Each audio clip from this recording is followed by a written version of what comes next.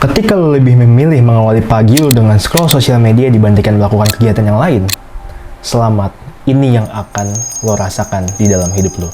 Gue Irfan Syahputra, selamat datang di Ruang Konsisten Tanpa Banyak Alasan. Jadi gue lagi konsisten untuk bikin konten selama 2 hari sekali. Tolong bantuannya untuk gue terus bisa sharing hal yang bermanfaat. Tanpa sadar, ketika di setiap hari, setiap pagi, lu selalu mengambil HP, lu setelah itu langsung scroll sosial media, lu buka TikTok, lu buka Reels. Dan di antara kita, semua dari kita melakukan hal yang sama. Bangun pagi, ngambil HP, scroll. Bangun pagi, ngambil HP, scroll. Yang dicari pertama ketika bangun pagi adalah HP. Jika ini terus berulang di setiap harinya, lo terus-terusan buka HP setiap pagi, scroll-scroll tiap pagi berjam-jam, ini adalah impact yang akan lo terima di dalam otak lo dan juga performance lo di hari tersebut, bahkan di hari-hari selanjutnya. Banyak riset yang udah ngebahas soal brain rot, atau bisa dibilang pembusukan otak. Dimana ketika lo kena brain rot ini, yang terjadi adalah lo kehilangan kemampuan berpikir lo kehilangan ingatan,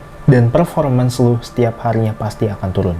Yang disebabkan oleh aktivitas lo, kebiasaan lo dalam mengkonsumsi video-video di sosial media yang nggak bermanfaat, yang nggak bermutu sama sekali. Dan gue pernah melakukan riset terhadap ini. Gue mau tahu nih, emang bener ya sosial media itu ketika kita nonton video Reels, video short dan segala macamnya, terus-terusan kita tonton, apakah ini akan berdampak buruk bagi pikiran gue, bagi otak gue, dan juga performance gue?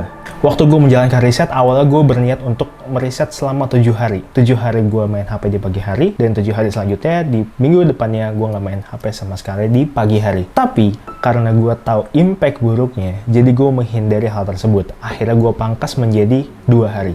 Hari pertama, gue melakukan scrolling sosial media setiap pagi, dan di hari kedua, gue nggak melakukan scrolling sosial media dan melakukan aktivitas yang lain. Ketika di hari pertama, ketika gue memutuskan untuk scroll sosial media di pagi hari, gue berniat, gue udah membatasi, oke, gue 1 jam nih scroll sosial media. Gue ambil HP gue scroll sosial media, dan tahu apa yang terjadi? Waktu gue bukan 1 jam.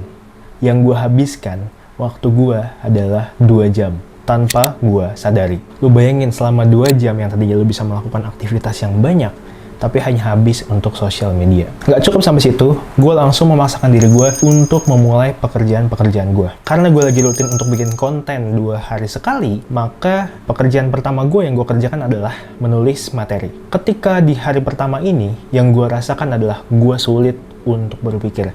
Gue sulit untuk menulis, gue sulit untuk menemukan kata-kata yang tepat. Dan juga keinginan gue, ambisi gue, performance gue merasakan performance gue tuh turun. Biasanya gue menulis cepat, biasanya gue dapat ide-ide banyak, tapi ini susah untuk nemuin idenya. Habis itu gue merasa stuck, habis itu gue merasa pengen rebahan setiap hari, habis itu gue pengen yang ngambil HP mulu untuk scroll sosial media.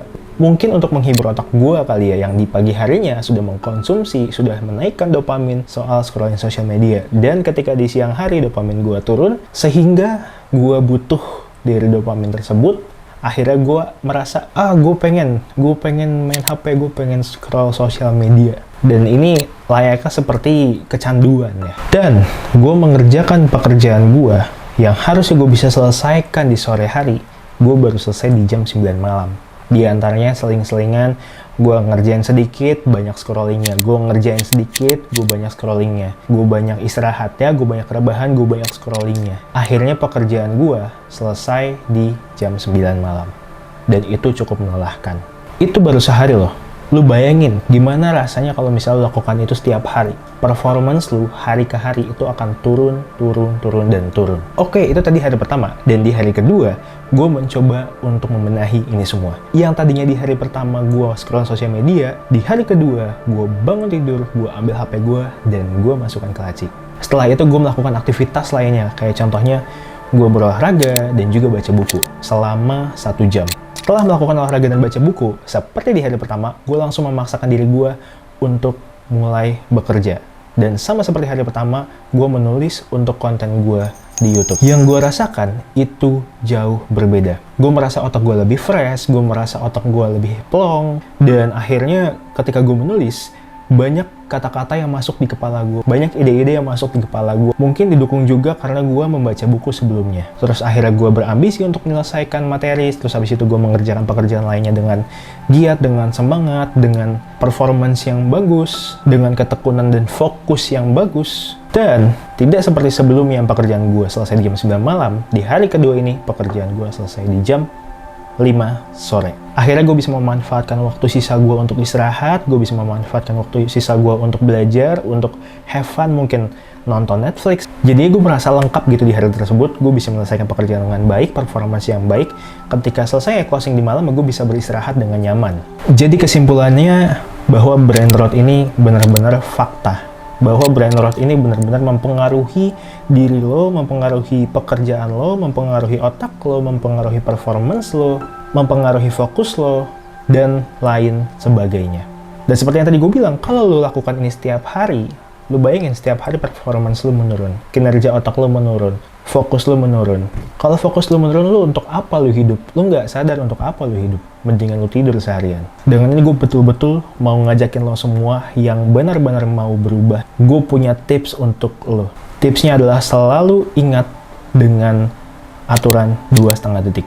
2,5 detik ini adalah keputusan lo. Lo memutuskan sesuatu dengan durasi 2,5 detik. Ketika lo berniat untuk melakukan sesuatu, lo niatkan dan lo langsung lakukan dengan durasi 2,5 detik. Contohnya ketika lo bangun di pagi hari, lo langsung trigger otak lo, oke, gue mau langsung cuci muka. 2,5 detik, bangun, langsung cuci muka. Ketika di pagi hari, lo berpikir, oke, gue pengen langsung olahraga. 2,5 detik, bangun, langsung ambil kaos kaki, langsung ambil sepatu lo pakai terus langsung olahraga. Atau bisa juga lo trigger otak lo, oke, bangun pagi, 2,5 detik lo ambil HP lo taruh laci, lo tutup. Sisanya, lo langsung lakuin segala kegiatan yang bermanfaat selain lo scrolling sosial media. Dengan cara itu, kalau misalnya lo lakukan dengan konsisten, insya Allah kedepannya lo akan jauh dari scrolling sosial media yang nggak penting, dan kondisi pikiran lo, dan kondisi otak lo, kondisi performance lo, kondisi fokus lo di hari tersebut akan membaik. Too much information itu nggak bagus buat kita.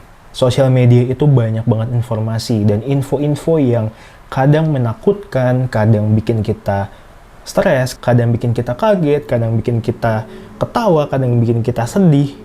Dan banyak juga hoax, dan banyak juga media-media yang, ya lo tau lah, ngebahas soal sesuatu tapi dikasihnya clickbait yang akhirnya emosi kita memanas di awal ketika membaca, yang akhirnya kita tuh jadi terlalu makan informasinya mentah-mentah. Ketika ada clickbait A, yang kita konsumsi si clickbaitnya, sedangkan deskripsinya kita nggak baca sama sekali. So, untuk menghindari ini, ayo kita benahin, kita kelola konsumsi sosial media kita dengan baik, kita rajin-rajin baca buku, dan lain sebagainya. Yang penting positif.